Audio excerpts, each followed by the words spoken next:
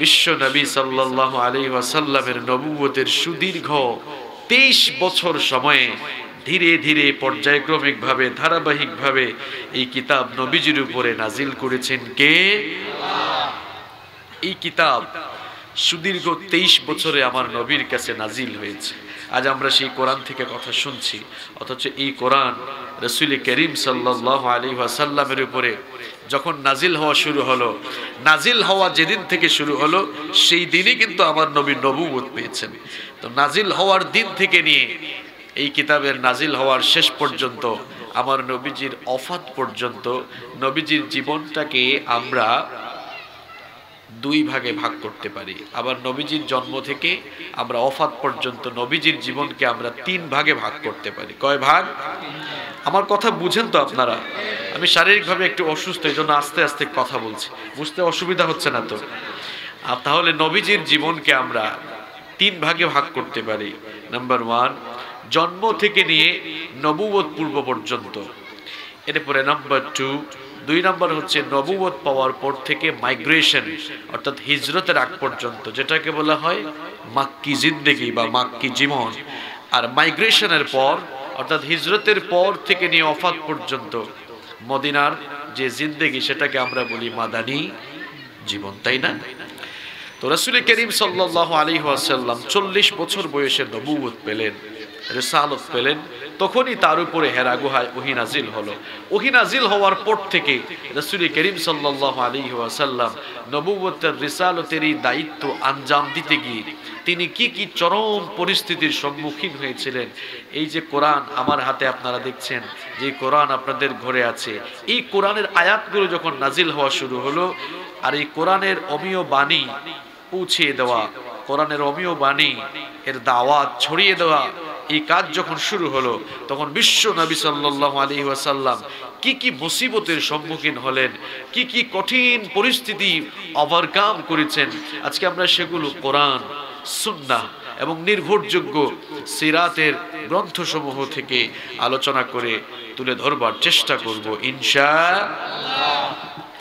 40 বছর বয়সে বিশ্ব নবী সাল্লাল্লাহু আলাইহি ওয়াসাল্লামের কাছে হেরা গুহায় যখন সাইয়েদনা জিবরিল ওহী আগমন করলেন, বিশ্ব নবী সাল্লাল্লাহু আলাইহি ওয়াসাল্লামের কাছে হেরা গুহায় যেদিন প্রথম ওহী নাজিল হয়ে গেল, বিশ্ব নবী সাল্লাল্লাহু আলাইহি ওয়াসাল্লাম সেদিন থেকে আল্লাহর দ্বীনের দাওয়াত শুরু করে দিলেন।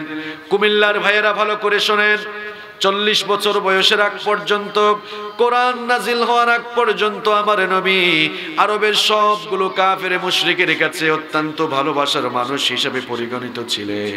আরবের সকলেই বিশ্ব নবী সাল্লাল্লাহু আলাইহি ওয়াসাল্লামকে অত্যন্ত ভালোবাসত, মহব্বত করত, পছন্দ করত। বিশ্ব নবী সাল্লাল্লাহু আলাইহি ওয়াসাল্লামের চারিত্রিক মাধুর্যতায় মুগ্ধ হয়ে তারা আল্লাহর নবীকে আল আমিন বলে উপাধি দিয়েছিল। বিশ্ব নবী সাল্লাল্লাহু আলাইহি ওয়াসাল্লামকে তারা এতটাই আমানতদার, এতটাই বিশ্বস্ত মনে করত যে তাদের ধন সম্পদ, টাকা পয়সা এনে বিশ্ব নবী সাল্লাল্লাহু আলাইহি ওয়াসাল্লামের কাছে আমানত রাখত, গচ্ছিত রাখত। এতটা পছন্দ করত, এতটা বিশ্বাস করত, এতটা ভালোবাসত। কিন্তু যেই দিন বিশ্ব নবী সাল্লাল্লাহু আলাইহি ওয়াসাল্লামের কাছে ওহী নাজিল হলো, যেই দিন থেকে আমার নবী কালেমার দাওয়াত, দ্বীনের দাওয়াত শুরু করে দিলেন, সেই ভালোবাসার মানুষটাই এবার তাদের কাছে সবচাইতে খারাপ মানুষ হিসাবে পরিগণিত হয়ে গেলেন।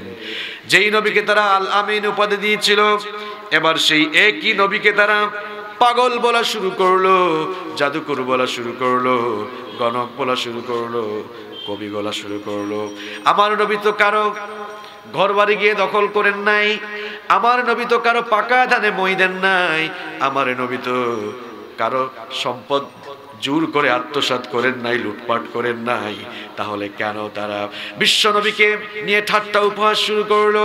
কেন তারা আল্লাহর নবীকে নিয়ে উপহাস শুরু করলো, গালিগালাজ শুরু করলো? এর কারণ হলো একটা, কারণটা ছিল আমার নবী তাদের প্রচলিত নীতি আদর্শের বিপরীতে আল্লাহর জমিনে আল্লাহর দ্বীনের দাওয়াত যেদিন থেকে দেওয়া শুরু করলেন, সেদিন থেকেই আমার নবী তাদের কাছে দুশমনে পরিণত হয়ে গেলেন। বিশ্ব নবী সাল্লাল্লাহু আলাইহি ওয়াসাল্লামকে তারা ভালোবেসেছিল, মহব্বত করেছিল, আল আমিন বলে ডেকেছিল। কিন্তু যেদিনই আমার নবীর কাছে ওহী নাজিল হওয়া শুরু হয়ে গেল, সেই দিন থেকে আমার নবীর ব্যাপারে তাদের দৃষ্টিভঙ্গি পরিবর্তন হয়ে গেল। আমার নবীকে নিয়ে তারা কেমন ঠাট্টা উপহাস করত। ওই কাফের মুশরিকদের মুখের ভাষাগুলো কোরআনে কারীমে রব্বুল আলামিন তুলে নিয়েছেন। কোরআনে কারীমের 15 নম্বর সূরা সূরাতুল হিজরের 6 নম্বর আয়াতে আল্লাহ তুলে দিলেন, ওয়াকালু ইয়া আইয়ুহাল্লাযী নুজ্জিলা আলাইহিল যিকরু ইন্নাকা লামাজনুন। আল্লাহ পাক বললেন, তারা বলতো যেই লোকটার উপরে জিকির তথা কোরআন নাজিল হয়, আর যেই লোকটা তোমাদেরকে কোরআনের দাওয়াত দেয়, ওই লোকটা পাগল ছাড়া আর কিছুই নয়। নাউযু বিল্লাহি মিন যালিক। এতদিন তারা যেই লোকটাকে আল আমিন বলেছিল, তিনি যখন কোরআনের দাওয়াত দেওয়া শুরু করলেন, এবার ওই লোকটাকেই তারা কি বলা শুরু করলো?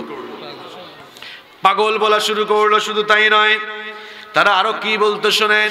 কোরআন কারীমের 38 নম্বর সূরা সূরাতুস সাদের 4 নম্বর আয়াতে আল্লাহ তুলে দিলেন, ওয়াজিবু আন জাআহুম মুনযিরুম মিনহুম ওয়াকালাল কাফিরুনা হাযা সাহিরুন কাযযাব। আল্লাহ পাক বলছেন, তারা অবাক হয়ে যেত, বিস্মিত হয়ে যেত, হতবাক হয়ে যেত। তাদেরই মধ্য থেকে একজন লোককে নবুয়তের জন্য নির্বাচন করা হলো, এজন্য তারা অবাক হয়ে যেত।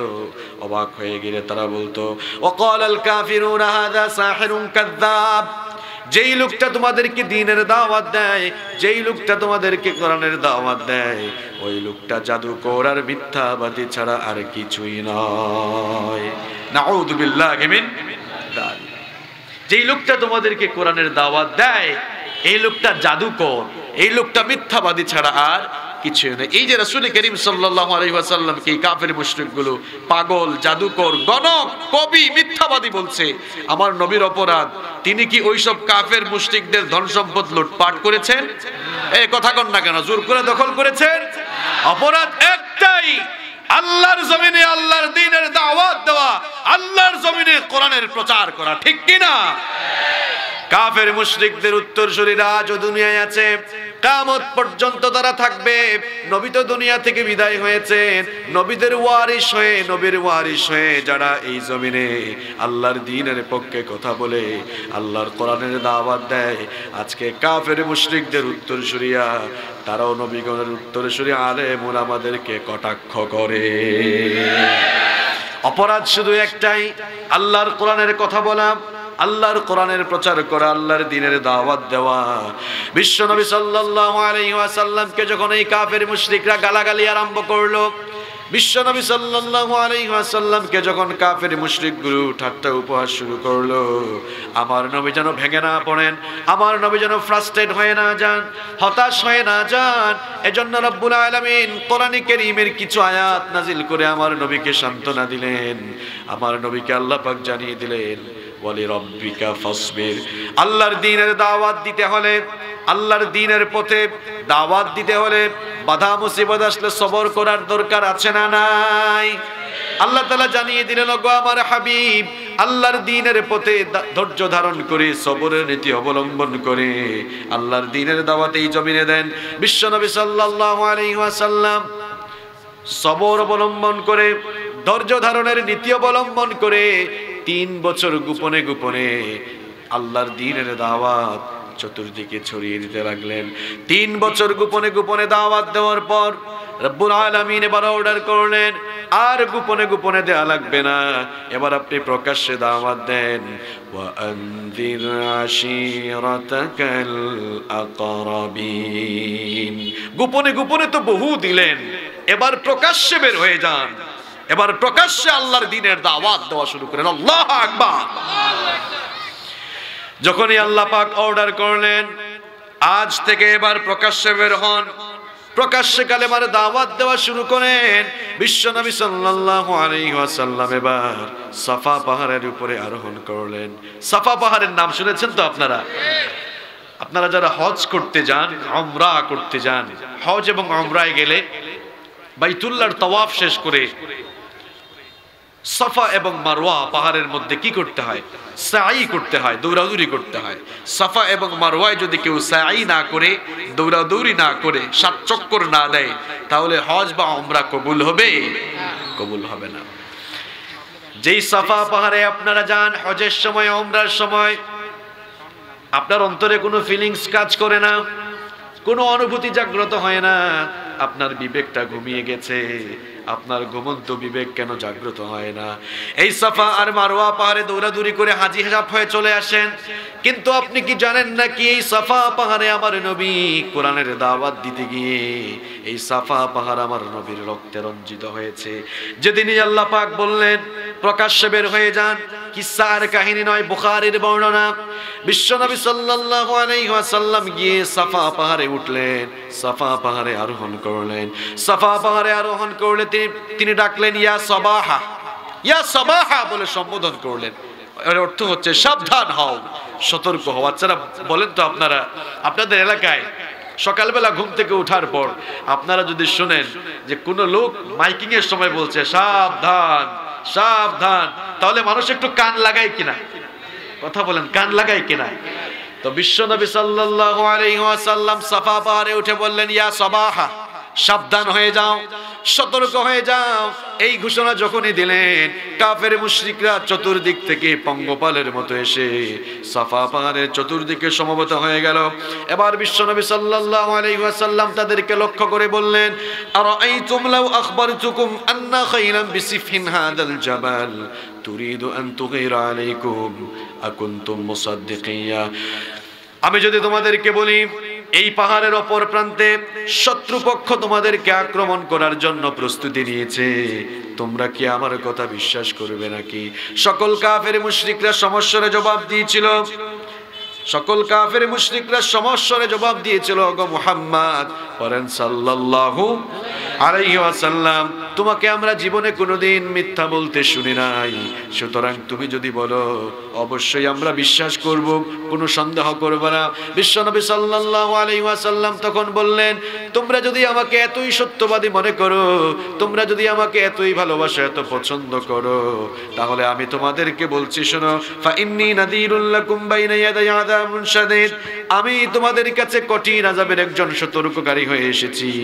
আমাকে আল্লাহ পাক নবুয়ত দিয়েছেন, আমাকে আল্লাহ তাআলা রিসালাত দিয়েছেন, আমার নবুয়ত আর রিসালাত মেনে কালেমা পড়ে মুসলমান হয়ে যাও। এই ঘোষণা যখন আমার নবী দিলেন, কাফের মুশরিকরা তখন তেলে বেগুনে জ্বলে উঠল। আল্লাহর নবীর আপন চাচা আবু লাহাব, আল্লাহর নবীর আপন চাচা আবু লাহাব, সে তার রাগকে কন্ট্রোল করতে না পেরে আমার নবীকে গালি দিয়ে বলল তাব্বাল্লাকা ইয়া মুহাম্মদ, মুহাম্মদ তুমি ধ্বংস হও, নাউযু বিল্লাহি মিন যালিক। আবু লাহাব বিশ্ব নবীর আপন চাচা, আল্লাহর নবী যখনই দাওয়াত দিলেন আবু লাহাব গালি দিল। আল্লাহর নবী তার চাচার ধন সম্পদ জোর করে দখল করলেন নাকি? এক কথা কন না কেন? এদিকে তাকান, এদিকে তাকান, এদিক ওদিক কই তাকান আপনি? আপনার ঘরে যে কোরআন, আপনি যে মুসলমান হয়েছেন, আপনারা তো ফ্রি ফ্রি মুসলমান হয়েছেন, কোনো বিনিময় দেন না। এই জন্য আমার নবী এবং তার সাহাবীরা ইমানের জন্য কেমন বিনিময় দিয়েছেন আজ সেটাই আপনাদেরকে শোনাবো ইনশাআল্লাহ। বিশ্বনবী যখন সাফা পাহাড়ে কালেমার দাওয়াত দিলেন, কাফের মুশরিকগুলো বলল মা জামাতানা ইল্লা লিহাদা, এগুলো বলার জন্য কি আমাদেরকে এখানে ডেকে নিয়ে এসেছো নাকি? আমাদেরকে সময় নষ্ট করার জন্য এখানে ডাকলে নাকি? আমার নবীর আপন চাচা আবু লাহাব ক্ষিপ্ত হয়ে গিয়ে বিশ্বনবীকে গালি দিল। আমার নবীকে গালি দেওয়ার কারণে কার শানে আঘাত লাগলো? আল্লাহর শানে আঘাত লাগলো। আবু লাহাবের গালির জবাব হিসাবে আল্লাহ তাআলা আবু লাহাবকে গালি দিয়ে আবু লাহাবের নামে সূরা নাজিল করে দিলেন, তাব্বাত ইয়াদা আবি লাহাবিন ওয়া তাব মা আগনা আনহু মালুহু ওয়া মা كسب سيصلى نارا ذات لهب وامرأته حمالة الحطب في جيدها حبل من مسد আল্লাহ তাআলা আয়াত নাযিল করলেন তাব্বাত ইয়াদা আবি লাহাব ওয়া তাব ধ্বংস হোক আবু লাহাবের দুহাত এবং ধ্বংস হোক সে নিজেও মা আগনা আনহু মালুহু ওয়া মা কাসাব সে যত ধন দৌলত উপার্জন করেছে সেগুলো কোনো কাজে লাগবে না সায়াসলা নারান যাতা লাহাব ওয়া ইমরাআতু সে এবং তার স্ত্রী চিরইলালিহান অগ্নিশিখায় নিক্ষিপ্ত হবে হাম্মালাতাল হাতাব তার স্ত্রীর অপরাধ ছিল পেছনে পেছনে মানুষকে লাগিয়ে দেওয়া ফি জিদিহা হাবলুম মিন মাসাদ এই জন্য তাদের গলার মধ্যে শক্ত রশি পাকানো থাকবে আমার ভাইরা যেই নবীকে গালি দেওয়া হলে স্বয়ং আল্লাহর শান আর মানে গিয়ে লাগে কপাল পোড়া নবীর অনেক উম্মত এই দুনিয়ায় মুনাফিকের মতো বাস করে নবীজির শান মান নিয়ে কটাক্ষ করা হলে ঘরের মধ্যে তারা চুপচাপ বসে থাকে এরকম মুনাফিক মার্কা মানুষ কুমিল্লায় একজনও নাই রাসূলের অপমানে যদি কাঁদলো না তোমার মন মুসলিম নয় মুনাফিক তুমি রাসূলের দুশমন আমার নবীর অপমানে আমার নবীর সম্মানে আঘাত করলে তো স্বয়ং আল্লাহ তাআলার সম্মান খাটো হয়ে যায় এজন্য আল্লাহ তাআলা আবু লাহাবের গালির জবাব হিসাবে আবু লাহাবের নামেও সূরা নাজিল করেছেন আল্লাহু আকবার আবু লাহাব গালি দিয়ে ক্ষান্ত হলো না আবু লাহাবের সামনে বড় একটা পাথর ছিল ওই পাথরটা হাতে নিয়ে রাগকে কন্ট্রোল করতে না পেরে তিরমিজি শরীফের বর্ণনা এসেছে আবু লাহাব ওই পাথরটা হাতে নিয়ে আমার নবীজির মাথা মোবারকের দিকে ছুঁড়ে মারলো ওই পাথরটা গিয়ে আমার নবীর মাথা মোবারকে পড়ে গেল আমার নবীর মাথা মোবারক ফেটে এবার ফিনকি দিয়ে রক্ত বের হওয়া শুরু হলো আরে কোন নবীর মাথা ফাটানো হলো যেই নবীকে আল্লাহ তাআলা এত সুন্দর করে বানিয়েছেন এত চমৎকার করে বানিয়েছেন জাবের বিন সামুরা রাদিয়াল্লাহু আনহু বলেছেন রাআইতু রাসূলুল্লাহি সাল্লাল্লাহু আলাইহি ওয়াসাল্লাম ফি লাইলাতিন ইদহিয়ান ওয়া আলাইহি হুল্লাতুন হামরা জাবের বিন সামুরা রাদিয়াল্লাহু আনহু বলেছেন আমি একবার চাঁদনি রাতে বিশ্বনবী সাল্লাল্লাহু আলাইহি ওয়াসাল্লামের মায়াবী চেহারার দিকে তাকালাম আমার নবী সেদিন লাল রঙের একটি চাদর পরিধান করেছিলেন ফাজআলতু আনজুরু ইলা রাসূলিল্লাহ পরেন সাল্লাল্লাহু আলাইহি ওয়াসাল্লাম ওয়া ইলাল কমার আমি একবার আমার নবীর মায়াবী চেহারার দিকে তাকাই আর আরেকবার আকাশের ওই পূর্ণিমার চাঁদের দিকে তাকাই ফাইদা হুয়া ইনদি আহসানা মিনাল কমার আমার কাছে মনে হলো আকাশের ওই পূর্ণিমার চাঁদের চেয়েও আমি ঝলমল করছে যেই নবীকে আল্লাহ তাআলা এত সুন্দর করে বানালেন আবু লাহাব এবার সেই নবীর মাথা মুবারকে পাথর নিক্ষেপ করে বিশ্ব নবীর মাথা মুবারক ফাটিয়ে দিল আমার নবীর মাথা মুবারক ফেটে এবার রক্ত বের হওয়া শুরু হলো কুমিল্লার ভাইরা ভালো করে শুনেন এই কোরআন এই ইসলাম আল্লাহর জমিনে এমনি এমনি আসে নাই এই কোরআন আর ইসলামের জন্য বিনিময় দিতে এই কোরআন আর ইসলামের জন্য আমার নবী বিনিময় দিতে গিয়ে আমার নবীজি তার শরীর থেকে রক্ত ঢেলে দিয়েছেন আমার নবীর শরীরের পবিত্র রক্তে সাফা পাহাড় রঞ্জিত হয়েছে সাফা পাহাড় সিক্ত হয়েছে আমার নবী সাফা পাহাড়ে বেহুশ হয়ে পড়ে গেলেন আবু লাহাব বাড়িতে গেল আবু লাহাবের দুইটা ছেলে ছিল একজনের নাম উতবা আরেকজনের নাম উতাইবা উতবা আর উতাইবা বিশ্বনবী সাল্লাল্লাহু আলাইহি ওয়াসাল্লামের দুই মেয়ে উম্মে কুলসুম আর রুকাইয়াকে বিয়ে করেছিল আবু লাহাব বাড়িতে গিয়ে তার ছেলেদেরকে ডেকে বলল আমার ছেলেরা শোনো মুহাম্মদ আমাদের বাপদাদার ধর্মকে নষ্ট করে দিচ্ছে সুতরাং মুহাম্মদের দুই মেয়েকে তোমরা তালাক দিয়ে তার বাড়িতে রেখে আসো আবু লাহাবের কথা মোতাবেক আবু লাহাবের দুই ছেলে বিশ্বনবীর দুই মেয়েকে সাথে নিয়ে তারা এবারে বিশ্বনবীর বাড়িতে চলে গেল বিশ্বনবীকে গিয়ে বলল ওগো মুহাম্মদ আমরা শুনেছি তুমি নাকি নতুন দিনের দাওয়াত দাও আমাদের বাপদাদার ধর্মের বিরুদ্ধে কথা বলো শুধুমাত্র এই অপরাধের কারণে তোমার দুটি মেয়েকে তালাক দিয়ে তোমার কাছে রেখে গেলাম কুমিল্লার ভাইরা ভালো করে চিন্তা করেন কত মুসিবত আমার নবীর উপরে নেমে এসেছে সামাজিক সম্পর্ক পর্যন্ত এখন বয়কট করা শুরু হয়ে গিয়েছে অপরাধটা কি অপরাধ হলো আল্লাহর কোরআন আল্লাহর দ্বীন ইসলামের দাওয়াত দেওয়া ঠিক কি না এত মুসিবত যখন নেমে এসেছে আমার নবী তখন ভীত সন্ত্রস্ত হয়ে দাওয়াত বন্ধ করে দিয়েছেন তাই না কথা কোন না কেন দাওয়াত বন্ধ করে দিয়েছেন বিশ্ব নবীকে নিয়ে যখনই ঠাট্টা উপহাস করা হচ্ছে যেই সময় আমার নবীকে গালিগালাজ করা হচ্ছে আমার নবীকে তুচ্ছ-তাচ্ছিল্য করা হচ্ছে, এমনকি আমার নবীর উপরে মারপিট করা হচ্ছে, জুলুম করা হচ্ছে, নির্যাতন করা হচ্ছে, এমনকি আমার নবীর সঙ্গে সামাজিক সম্পর্ক বয়কট হওয়া শুরু হয়ে গেল। তখনও আমার নবী হতাশ হয়ে, ফ্রাস্ট্রেট হয়ে আল্লাহর দ্বীনের দাওয়াত থামান নাই। ও মুসলমানেরা, আল্লাহর দ্বীনের পথ কখনো ফুল বিছানো ছিল না, কখনো কুসুমাস্তীর্ণ ছিল না। আল্লাহর দ্বীনের পথ, কোরআনের পথ, ইসলামী আন্দোলনের পথ সব সময় কণ্ঠকাকীর্ণ ছিল। এই পথে কাটা ছিল, এই পথ রক্ত দিয়ে পিচ্ছিল ছিল, ঠিক কিনা? সুতরাং এই পথে যারাই বের হবে, রক্তমাখা পিচ্ছিল পথে পাড়ি দেওয়ার জন্য তাদেরকে প্রস্তুতি নিতে হবে। আল্লাহর দ্বীনের দাওয়াত দেওয়ার জন্য যারাই বের হয়ে পড়বে, রক্ত দেওয়ার জন্য, জীবন দেওয়ার জন্য প্রস্তুত থাকা লাগবে। বিশ্বনবী সাল্লাল্লাহু আলাইহি ওয়াসাল্লামের উপরে চতুর্দিক থেকে মুসিবত নেমে আসা শুরু হয়ে গেল। এরপরেও আমার নবী কালেমার দাওয়াত থামান না, কোরআন প্রচারের কাজ থামান না। কাফের মুশরিকরা এবার লক্ষ্য করে দেখলো, এই লোকটাকে আমরা এত গালিগালাজ করি, এই লোকটাকে আমরা এত মারপিট করি, এত তুচ্ছ-তাচ্ছিল্য করি, সামাজিক সম্পর্ক তার সাথে বয়কট করলাম, এরপরেও তো এই লোকটাকে থামানো যায় না। এবার তারা মিটিং আহ্বান করলো। মিটিং আহ্বান করে সিদ্ধান্ত নিল, ঠিক আছে, আমরা মুহাম্মাদের কাছে কিছু অফার নিয়ে যাই, কিছু প্রস্তাব নিয়ে যাই। কিছু প্রস্তাব আর অফার যদি দেই, দেখি না আমাদের প্রস্তাব আর অফার দিয়ে থামানো যায় নাকি। এবার তারা একজন প্রতিনিধি পাঠালো। তারা অফার করলো, মুহাম্মদ শোনো, তোমার যদি মাথা খারাপ হয়ে যায়, তুমি যদি অসুস্থ হয়ে যাও, চিকিৎসার যদি পয়সা না থাকে আমাদেরকে বলো, আমরা তোমার উন্নত চিকিৎসার ব্যবস্থা করব। তোমার যদি সম্পদ দরকার হয় আমাদেরকে বলো, ধন সম্পদের মালিক বানাবো। তোমার যদি নেতৃত্ব দরকার হয় আমাদেরকে বলো, নেতৃত্বের অংশ দিব।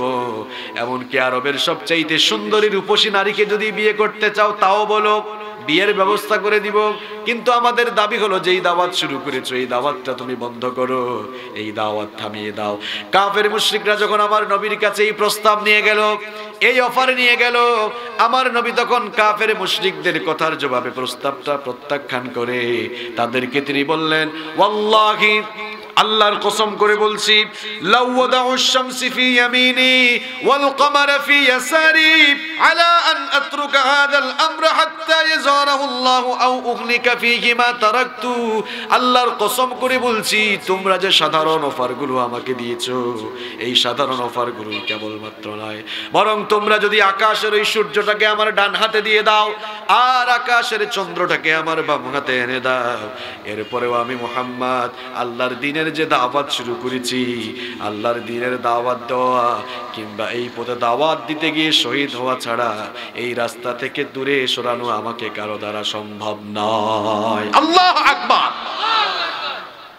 এত বড় অফার দেওয়া হলো, এত বড় প্রস্তাব দেওয়া হলো, কিন্তু আমার নবী তাদের প্রস্তাব রিজেক্ট করলেন, আমার নবী তাদের প্রস্তাব প্রত্যাখ্যান করলেন। কাফের মুশরিকরা এবার আরো বেশি ক্রোধান্বিত হয়ে গেল, আরো বেশি রাগান্বিত হয়ে তারা এবার সিদ্ধান্ত নিল, মুহাম্মদকে যেহেতু থামানো যায় না, এবার তার উপরে ভালো করে নির্যাতন শুরু করো। কুমিল্লার মুসলমানরা ভালো করে শোনেন, আমার নবীর উপরে এবার কেমন জুলুম নির্যাতন শুরু হলো।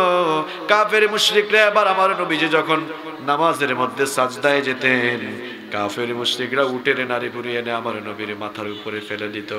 এমন অবস্থা হয়ে যেত, মাঝে মাঝে আমার নবীর দম বন্ধ হয়ে যাওয়ার উপক্রম হয়ে যেত, আমার নবীর দম বন্ধ হয়ে যাওয়ার উপক্রম হয়ে যেত। মাঝে মাঝে আম্মা জান, আবার মাঝে মাঝে ফাতেমা রাদিয়াল্লাহু আনহা এসে উঠে নারী ভুঁড়িগুলো সরাতেন। এমন ভাবে তারা কষ্ট দিত, আমার নবীজির উপরে তারা এমন করে জুলুম নির্যাতন এবার শুরু করে দিল। বুখারীর বর্ণনায় এসেছে, বিশ্বনবী সাল্লাল্লাহু আলাইহি ওয়াসাল্লাম একবার কাবার চত্বরে সালাত আদায় করছেন। এক নিকৃষ্ট কাফের, তার নাম হলো উকবা বিন আবি মুঈত, সে তার গামছা দিয়ে পেঁচিয়ে, সে তার গামছা দিয়ে আমার নবীকে পেঁচিয়ে কাবা শরীফের চতুর্দিকে আমার নবীকে টানা হেচড়া করা শুরু করে দিল। এই অবস্থা যখন সাইয়েদনা আবু বকর রাদিয়াল্লাহু আনহু দেখলেন, সঙ্গে সঙ্গে এসে ওই নিকৃষ্ট কাফের থেকে আমার নবীকে মুহাম্মাদের উপরে পাথর বৃষ্টি মারবা, পাথরের আঘাতে আঘাতে তাকে জখম করে ফেলবা। আমার নবী যখন তায়েফ থেকে বিদায় নিচ্ছেন, আমার নবীর উপরে তায়েফের দুষ্ট বালকেরা পাথর বৃষ্টি শুরু করে দিল।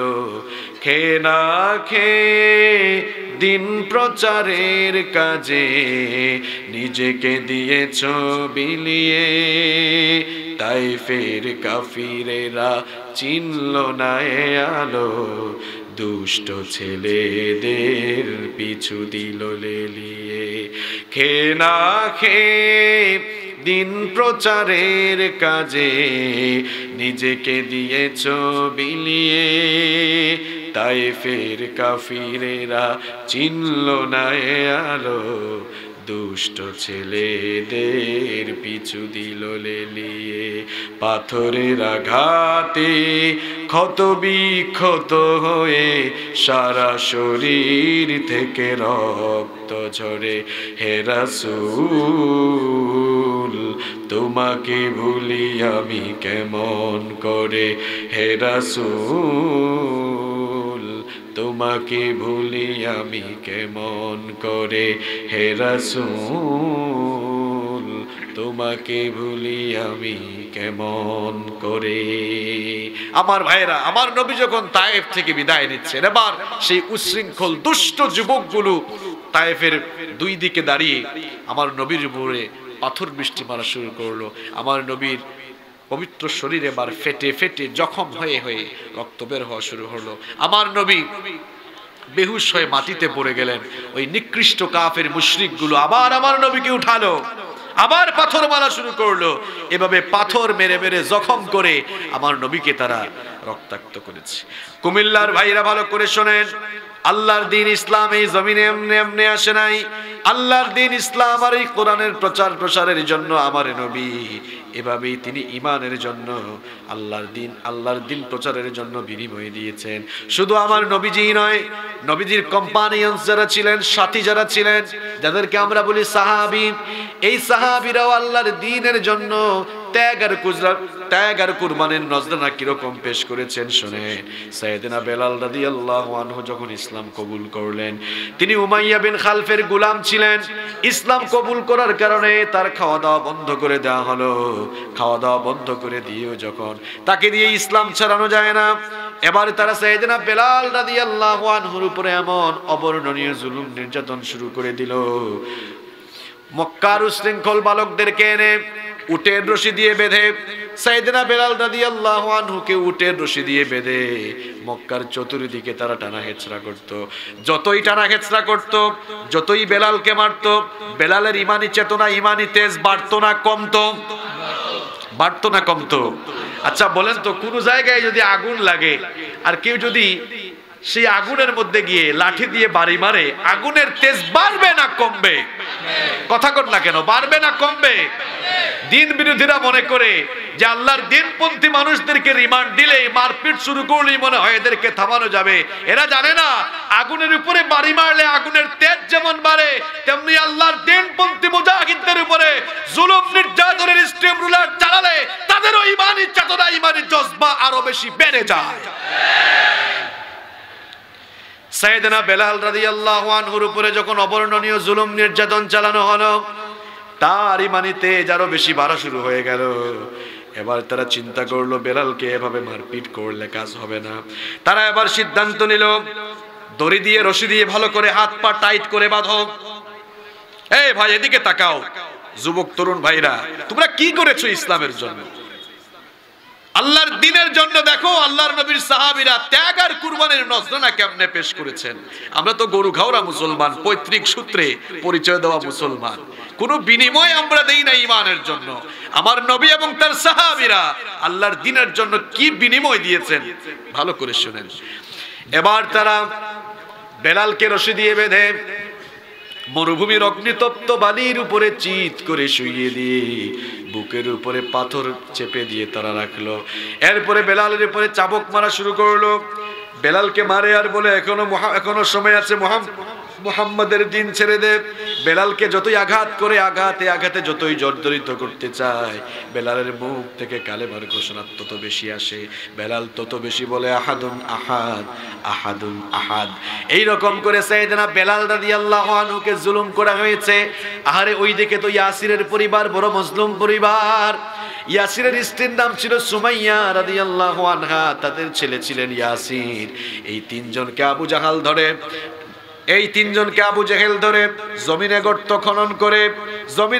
খনন করে সেই গর্তের ভেতরে দাবিয়ে দিয়ে এরপরে তাদেরকে চাবুক পিটা করত। ইয়াসির বুড়ো মানুষ ছিলেন, জুলুম নির্যাতন সইতে না পেরে তিনি দুনিয়া থেকে চলে গেলেন।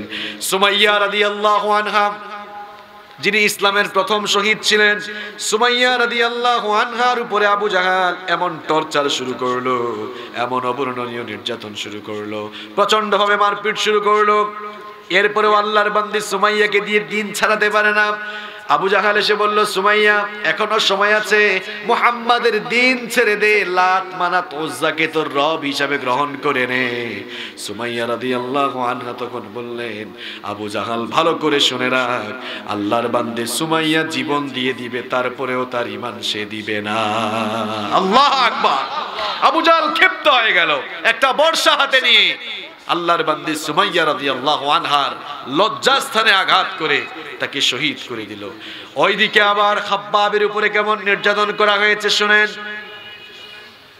সাইয়েদনা ওমর ইবনুল খাত্তাব রাদিয়াল্লাহু আনহু খাব্বাবকে একদিন খালি গায়ে দেখে বললেন, কি ব্যাপার ভাই খাব্বাব, তোমার পিঠের মধ্যে এত বড় বড় গর্ত কেন? তোমার কোমরটা এত চিকন কেন? এত চিকন কোমরওয়ালা মানুষ তো আমি জীবনে দেখি নাই। মানুষের পিঠে এত বড় বড় গর্ত থাকে, এটা তো আমি জীবনে কোনোদিন দেখি নাই। খাব্বাব রাদিয়াল্লাহু আনহু তখন বললেন, ওগো আমার ভাই ওমর, আপনি কি ভুলে গেলেন নাকি সেই দিনগুলোর কথা? আমি যখন ইসলাম কবুল করেছিলাম, আমার খাওয়া দাওয়া বন্ধ করে দিয়ে আমাকে ইসলাম ছাড়ানোর জন্য তারা চেষ্টা করেছিল। খাওয়া দাওয়া বন্ধ করে দিয়েও যখন আমাকে দিয়ে দিন ছাড়াতে পারে নাই, ইসলাম ছাড়াতে পারে নাই, তখন তারা আমার উপরে এমন অকথ্য আর অবর্ণনীয় নির্যাতন শুরু করলো। জ্বলন্ত কয়লার উপরে আমাকে চিৎ করে শুইয়ে দিত, জ্বলন্ত কয়লার উপরে আমাকে চিৎ করে শুইয়ে দিয়ে বুকের উপরে পাথর চাপা দিয়ে রাখতো। কয়লাগুলো জ্বলে জ্বলে, কয়লা জ্বলে পুড়ে, কয়লাগুলো জ্বলে জ্বলে আমার মাংসের ভিতরে ঢুকতো, শরীরের রক্ত আর চর্বিগুলো গলে গলে আগুন নিভে যেত। কুমিল্লার ভাইরা, কি আর কঠিন পরীক্ষা আমরা দিয়েছি আল্লাহর দ্বীনের জন্য।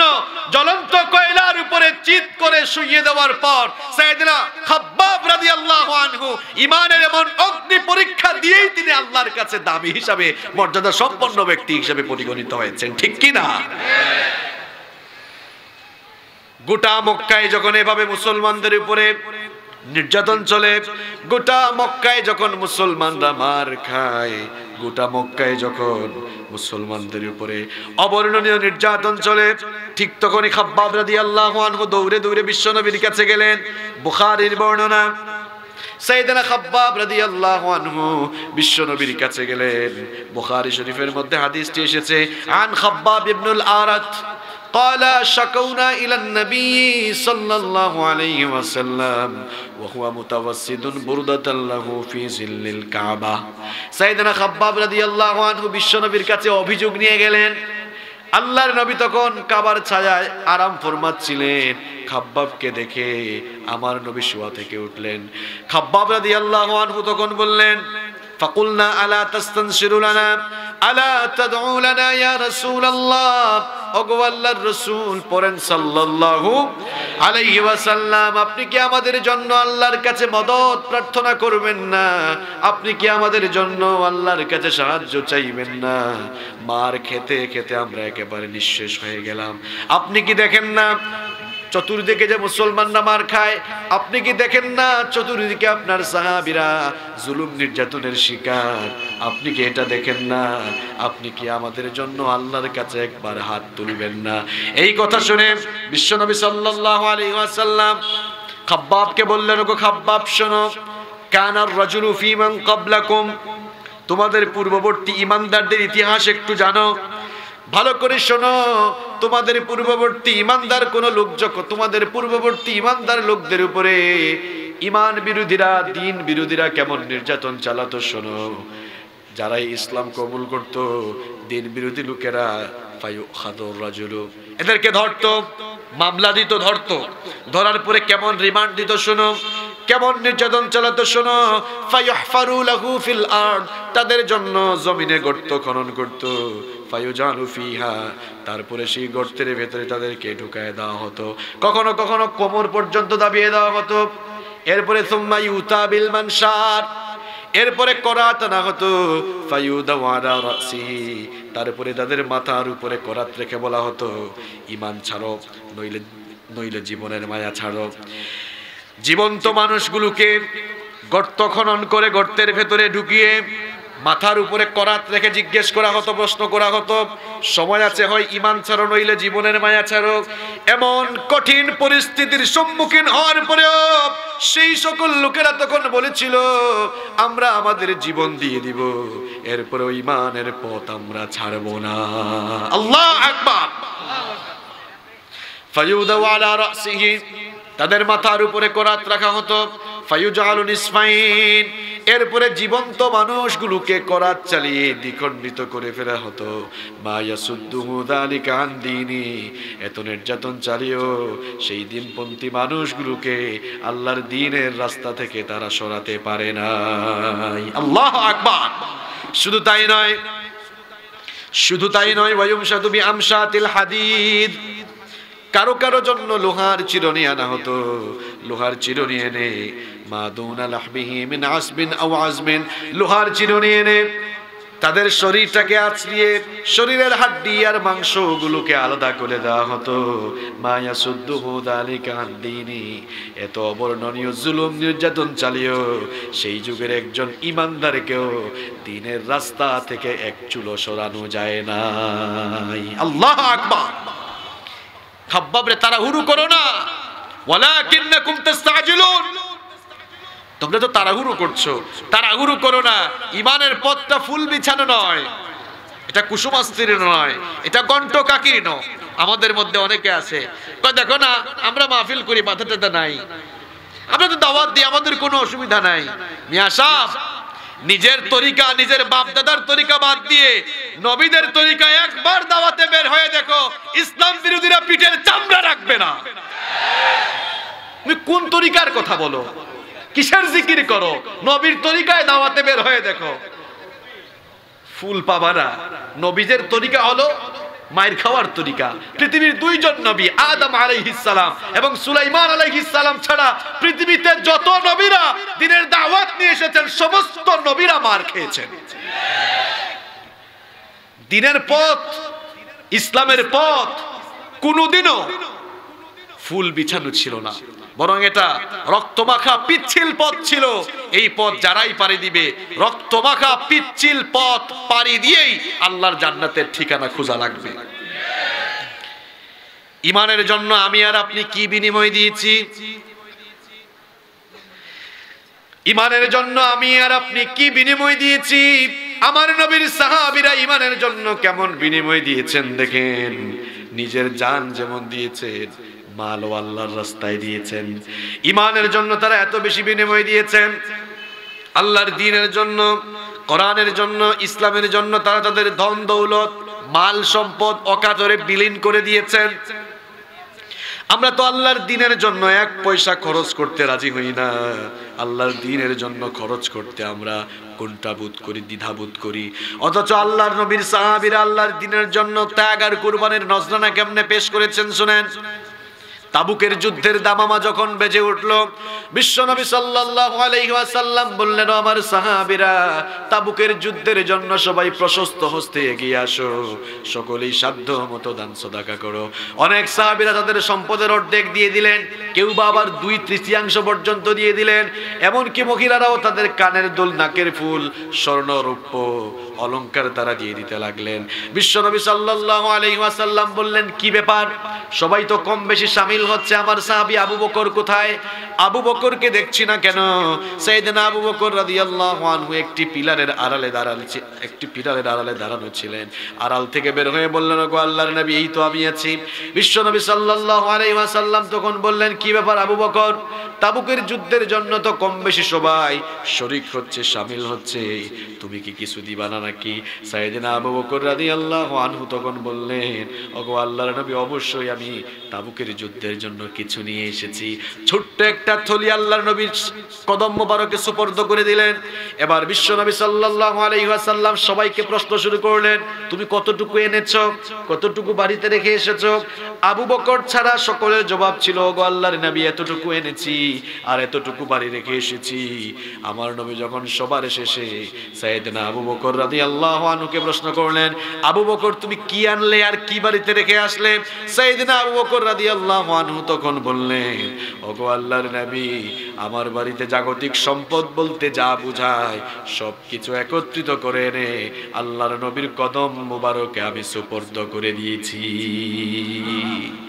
আমার বাড়িতে এখন আল্লাহ আর তার রাসূল ছাড়া আর কিছুই অবশিষ্ট নেই।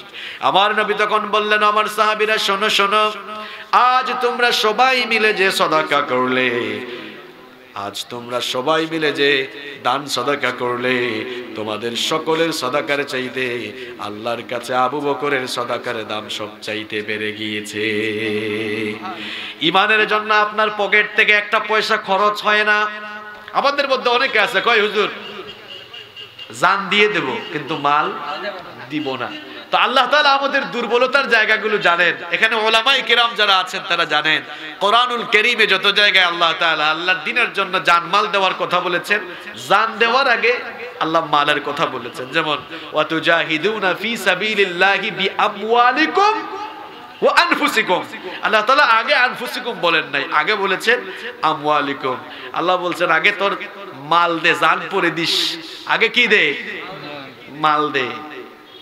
এজন্য সাহাবীরা জিহাদের ময়দানে গিয়ে জান দিয়েছেন পরে, আর দ্বীনের জন্য ধন সম্পদ বিলীন করেছেন আগে। বুঝতে পেরেছেন কথা? কই হুজুর মিছিলে যাব, টাকা পয়সা দিতাম না, এরকম আছে না নাই? এবার শুনেন আমার নবীর সাহাবীরা ঈমানের জন্য কেমন বিনিময় দিয়েছেন। মদিনায় একজন ইয়াতিম ছেলের খেজুরের একটা বাগান ছিল। এই কান লাগান, মদিনায় একজন ইয়াতিম ছেলের খেজুরের একটা বাগান ছিল। তার বাগানের পাশে আবু লুবাবা রাদিয়াল্লাহু আনহুর খেজুরের একটি বাগান ছিল। দুইজনের বাগান যেহেতু পাশাপাশি, এবার মাঝখানে সীমানা দেওয়ার জন্য প্রাচীর যখন নির্মাণ করা হলো, দেখা গেল ওই ইয়াতিম ছেলের খেজুরের একটা গাছ আবু লুবাবা রাদিয়াল্লাহু আনহুর অংশে পড়ে গিয়েছে।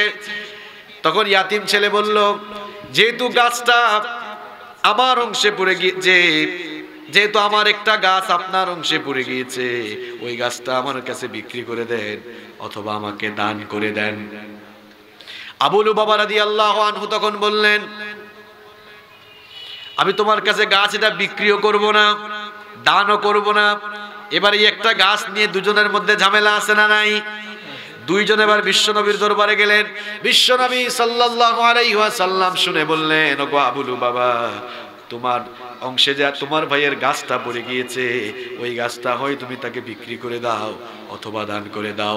তুমি যদি গাছটা তার কাছে বিক্রি করো কিংবা দান করে দাও, আমি তোমার সাথে ওয়াদা করছি কিয়ামতের দিন আমি তোমার জন্য জান্নাতে একটি খেজুর গাছের জিম্মাদার হয়ে যাব। কত বড় অফার!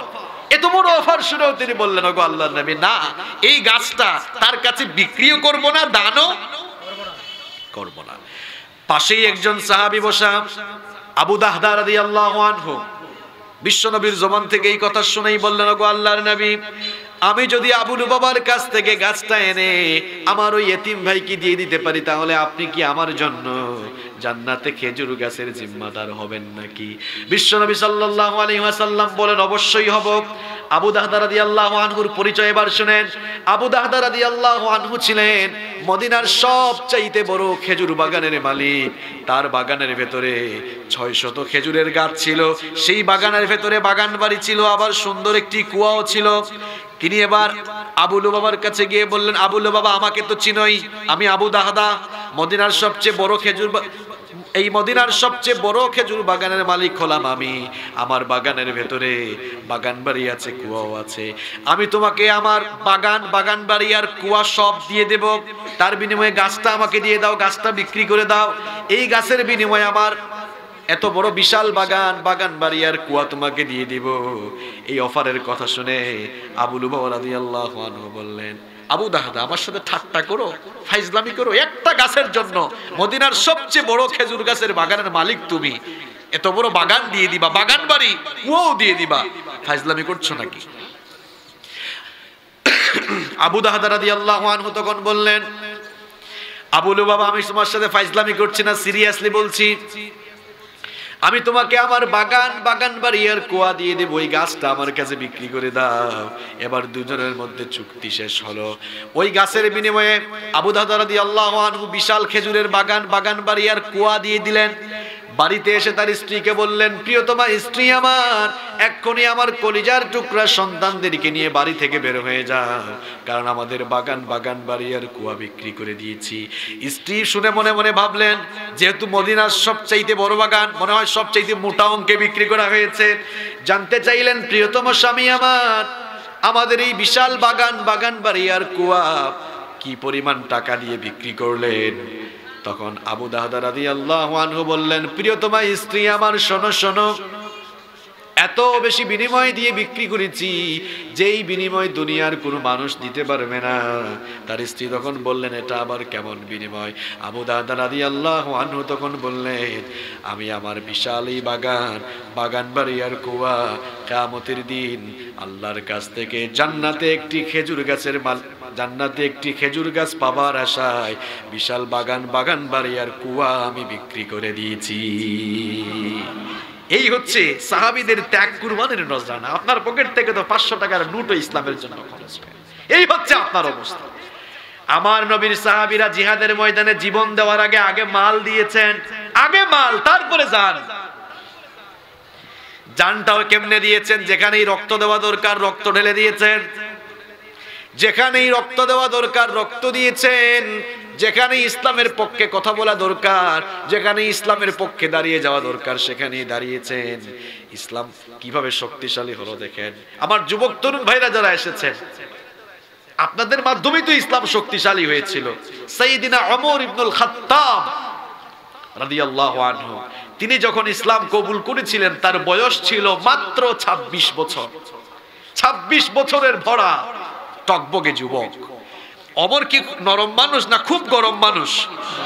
কথা বলেন, নরম না গরম? ইসলামের দাওয়াত দিতে গিয়ে নরমের পাশাপাশি মাঝে মাঝে দিন বিরোধীদের অন্তরে কলিজার মধ্যে ভয় লাগাবার জন্য গরম হইতে হয়। কথা কন না কেন? ওমর ইবনুল খাত্তাব রাদিয়াল্লাহু আনহু ইসলাম কবুল করার পর বিশ্বনবী সাল্লাল্লাহু আলাইহি ওয়াসাল্লামের কাছে এসে বললেন, ওগো আল্লাহর নবী, আলাসনা আলাল হক, আমরা কি হকের উপরে প্রতিষ্ঠিত নই? বিশ্বনবী সাল্লাল্লাহু আলাইহি ওয়াসাল্লাম তখন বললেন, বালা, অবশ্যই আমরা হকের উপরে রয়েছি।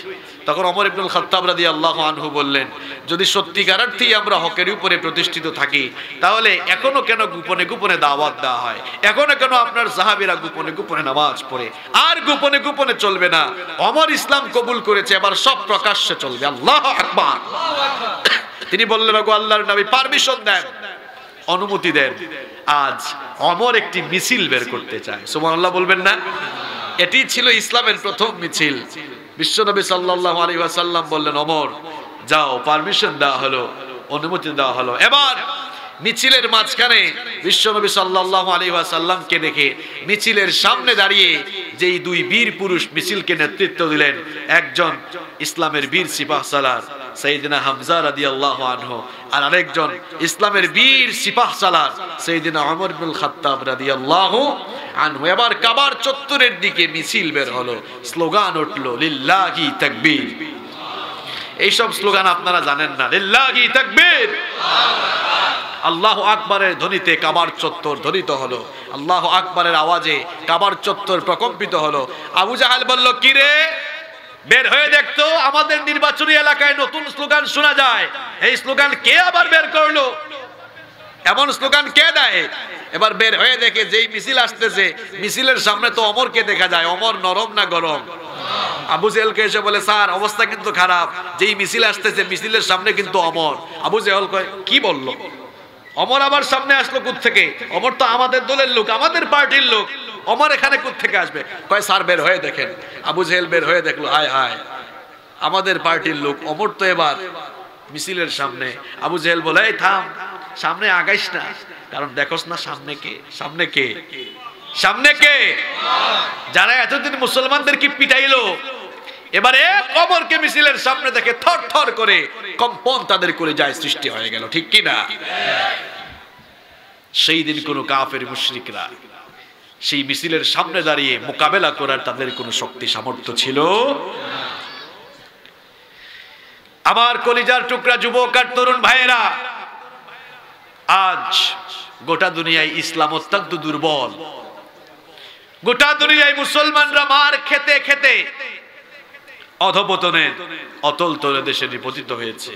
অধপতিত এই মুসলিম উম্মাহকে অধপতনের অতল তলদেশ থেকে যদি আমরা বের করে, আমরা যদি ইসলাম আর গোটা বিশ্বের মুসলমানদেরকে সুদৃঢ় এবং শক্তিশালী করতে চাই, অমরের ভূমিকায় অবতীর্ণ হয়ে ইসলামের ঝান্ডা হাতে নিয়ে অমরের মতো স্লোগান আপনাদেরকেও তুলতে হবে। আল্লাহর কসম করে বলছি, আমার কলিজার টুকরা যুবক আর তরুণ ভাইয়েরা, যখনই অমরের ভূমিকায় অবতীর্ণ হয়ে অধপতিত মুসলিম উম্মাহর পক্ষে আপনারা স্লোগান উঠিয়ে, যখনই আপনারা একটি প্ল্যাটফর্মে এসে আবারও আল্লাহু আকবারের স্লোগান দিতে পারবেন, দেখবেন ঠিক সেদিন থেকেই গোটা দুনিয়ার ইসলাম বিরোধী, কোরআন বিরোধীদের কলিজায় আবারও থর থর করে কম্পন শুরু হয়ে যাবে। ইসলাম তো শক্তিশালী হয়েছে যুবকদেরই মাধ্যমে। এখানে তো উপস্থিত বেশিও আছে যুবক, যুবক আর তরুণ ভাইয়েরা। ইসলামের জন্য ত্যাগ, কুরবানি সবচেয়ে বেশি আপনারাই দিয়েছেন। মাল সম্পদ যে শুধু দিয়েছে তাই নয়, যখনই রক্ত দেওয়ার দরকার, জীবন দেওয়ার দরকার, চিন্তা ভাবনা না করে, পেছনে না তাকিয়ে অকাতরে নিজের জীবনটাকে আল্লাহর দ্বীনের জন্য, আল্লাহর দ্বীনের রাহে তারা বিলীন করে দিয়েছে। আল্লাহু আকবার। দেখেন মুসলিম শরীফের হাদিস, বদরের যুদ্ধ এটা ইসলামের প্রথম যুদ্ধ না শেষ যুদ্ধ? আপনারা কি জানেন না নাকি? বদরের যুদ্ধ ইসলামের প্রথম যুদ্ধ নাকি শেষ যুদ্ধ? যুদ্ধটা কঠিন ছিল না সহজ ছিল? অনেক কঠিন ছিল। আমি যদি বলি কেন কঠিন ছিল, হয়তো আপনারা অনেকেই বলবেন, হুজুর আমরা তো জানি মুসলমানদের সংখ্যা 313 আর কাফেরদের সংখ্যা 1000, এই জন্য কঠিন ছিল। প্রিয় ভাইয়েরা, এই জন্য কঠিন ছিল না, কঠিন ছিল অন্য কারণে। সংখ্যাধিক্যের কারণেই মানুষ যুদ্ধে বিজয়ী হয় না, বরং পৃথিবীতে এমন বহু প্রমাণ আছে সংখ্যায় কম হওয়ার পরেও ঐক্যবদ্ধ থাকার কারণে সংখ্যাধিক্যকে হারিয়ে দিয়েছে। এমন ইতিহাস আছে না নাই? এমন ইতিহাস বহু আছে। বদরের যুদ্ধ কঠিন ছিল অন্য আরেকটি কারণে। কারণটি হচ্ছে, বদরের ময়দানে এমন একটি সিচুয়েশন ছিল, যারা এই পরস্পর মুখোমুখি, তারা কারা? দেখা গেল বাবা ইসলাম কবুল করেছে, কিন্তু ছেলে এখনো ইসলাম কবুল করে নাই।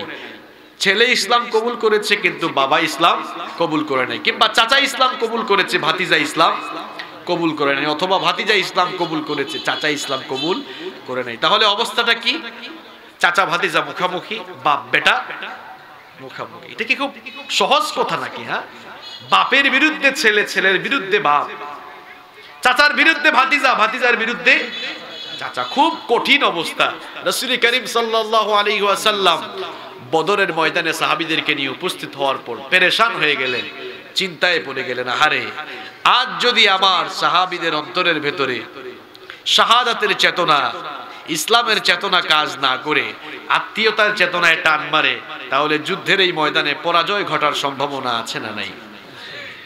আল্লাহর নবী তখন পেরেশান হয়ে গেলেন, চিন্তায় পড়ে গেলেন। একজন সাহাবী, তার নাম মিকদাদ বিন আমর রাদিয়াল্লাহু আনহু।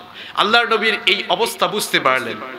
মুসলিম শরীফে হাদিস এসেছে, ফাকাবাল মিকদাদ বিন আমর রাদিয়াল্লাহু আনহু। তিনি দাঁড়িয়ে গেলেন, দাঁড়িয়ে বললেন, ওগো আল্লাহর নবী, ফ্রাস্ট্রেট হবেন না, হতাশ হবেন না, আপনি বিচলিত হবেন না। ইমদি লিমা আরাকাল্লাহ ফানাহনু